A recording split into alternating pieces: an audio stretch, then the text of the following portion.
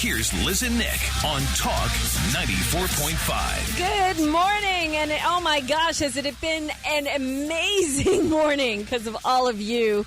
It is the Liz Callaway Show with Nick Summers. It is Wednesday, September 8th.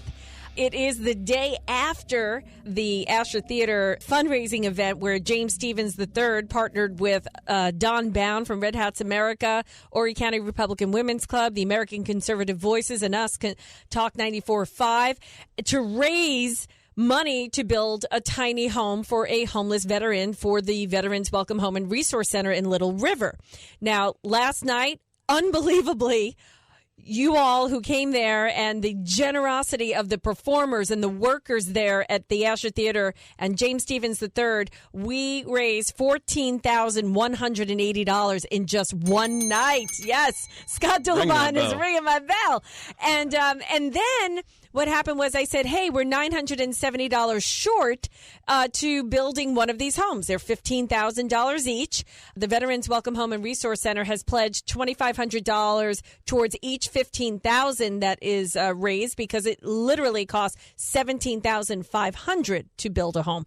And so I said, well, you know, we need $970 more. And then your donations started pouring in. Well, we overshot the $970. So I said, hey, since we're overshooting this because of your generosity, let's cover that $2,500 so the Veterans Welcome Home Center can use the money for something else the veterans need, right?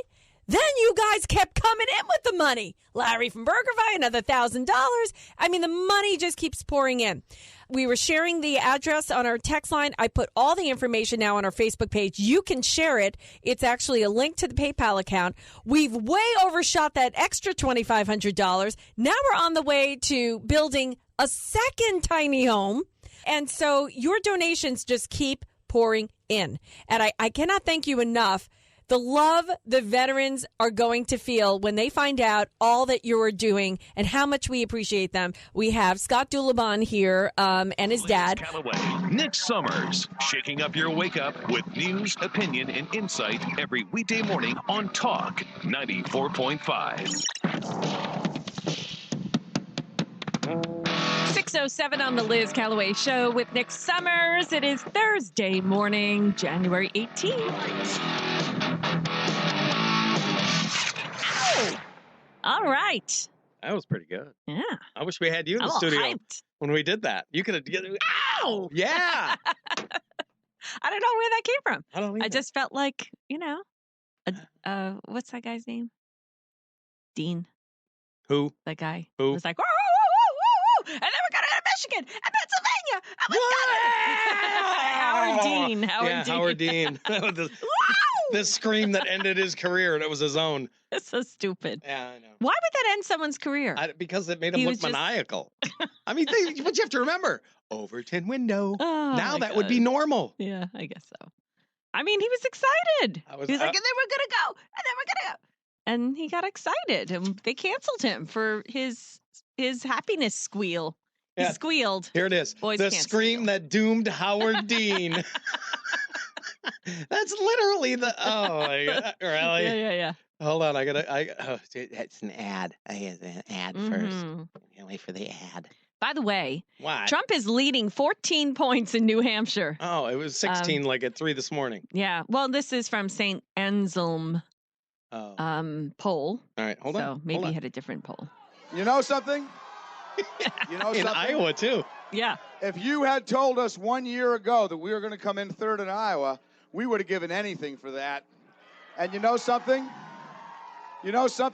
What? Not only are we going to New Hampshire, Tom Harkin, we're going to South Carolina and Oklahoma and Arizona and North Dakota and New Mexico. Here it comes. We're going to California and Texas and New York.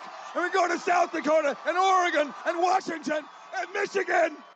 And then we're going to Washington, D.C. to take back the White House. Yeah! Everybody behind him is like, yeah. Why would that sink? I don't. The whole thing just. People get excited when the crowd starts cheering for them. I know. And then everybody kind of feels like they need to talk over the crowd, even though the microphone still hears you the same. Oh, I'm aware. So that's kind of what happens. Yeah. I had that problem at Conway Ford when I was doing the commercials. anytime I do a commercial outside, the cameraman, Marty, he's far away from me because he's getting like a wide shot with the sign and, and the traffic's like whoosh, whoosh, whoosh. Right. So I'm talking, Liz Callaway here for Callaway Ford, because he's like all the way over there. We have the best deals.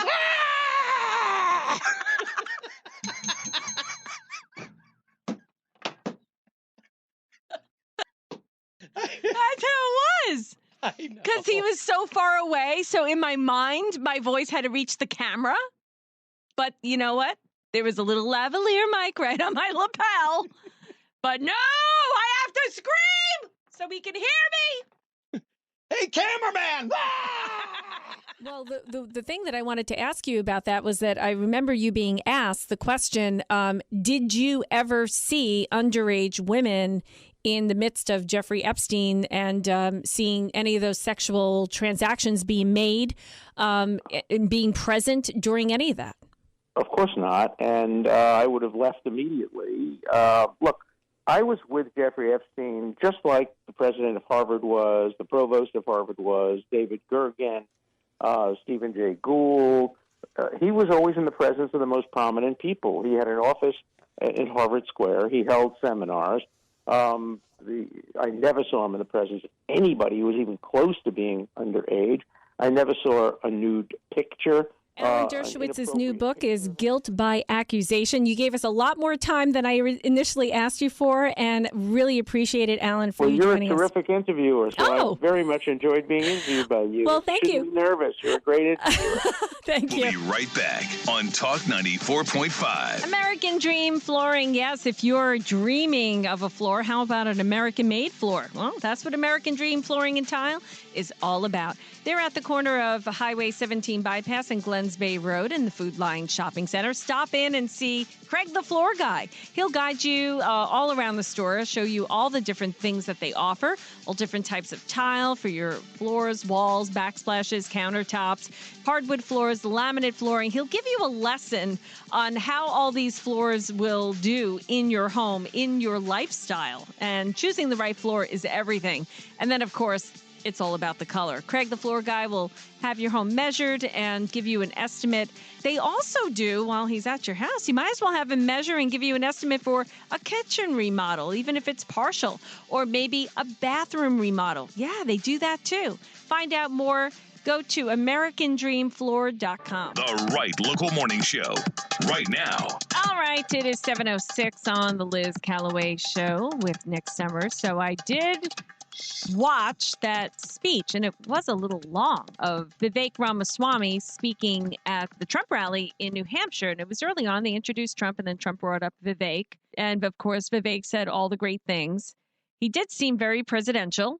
It seemed very interesting, the dynamics of this look. And I feel like, like Dan Bongino said in that clip, that, hey, we have to look at all this. And actually Dan said, I'm not saying that he's going to pick him for vice president, but it's better if you pick it early so that you have two of you. And I get that. I get it. It's just divide and conquer. Yeah. It's just that in order to trust somebody is a scary thing. To trust somebody with your candidacy for president, I would be very scared. Okay. Because Trump has to control his message. He has to control his look. Yes, we all know how Pence was. And look at what happened in the end. So here's Vivek, always saying the right thing, quick on his feet. When he gets new information, he changes his mind. So he's open-minded, which is interesting. I think he's mirroring everything that Trump said. And I honestly believe it wasn't Vivek's idea to come to this rally. So for Dan Bongino to say, well, I thought that was pretty cool of Vivek to get on a plane and go right to New Hampshire. I don't think it was cool. What is Trump have something to gain from Vivek? He's got nothing to gain from Vivek. Yeah, I don't. Yeah. So it's not like he's bringing 38% of the vote. No. So I don't think it was big of Vivek had everything to gain by asking, hey, can I come to your rally and help you? Or did it go down, Trump say, hey, Vivek, why don't you come? Let's see what the crowd thinks. Because you don't think that they're all paying attention now to what all of you are saying about Vivek speaking at this New Hampshire thing? They're doing all sorts of internal polling. They're testing him out. Vivek asked to be there on stage with Trump because, believe me, Vivek has way more to gain to be speaking at a Trump rally. Then Trump has to gain. Trump has to gain. Agree with and you. the thrill of being in front of a Trump rally audience is a thrill of a lifetime. To have people cheering for you in such a way is a drug. So Vivek had everything to gain. Finally, he had an audience, okay? And he was able to speak. And people are very, very questionable because of what we've been through during the 4 years as president. So I think Trump asked Vivek to come as a litmus test because it's not going to win him New Hampshire voters that are voting for Haley. No. That's for sure. No. So it wasn't for that reason. There's no crossover with Haley and Vivek. So no one's going to get on Trump's stage unless he approves it. And no one's going to get on Trump's stage unless he wants it.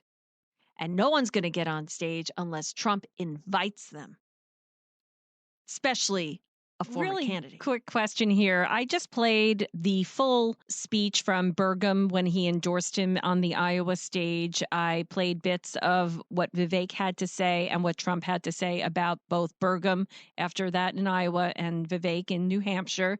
Do you think either of them are being put out there as a test, a litmus test for vice president, or do you think he has somebody else in mind? Yeah, it's a great question. I think that Trump is, and this came up in the interview with him, that I think he's playing with us. He's always playing with us. So one thing that was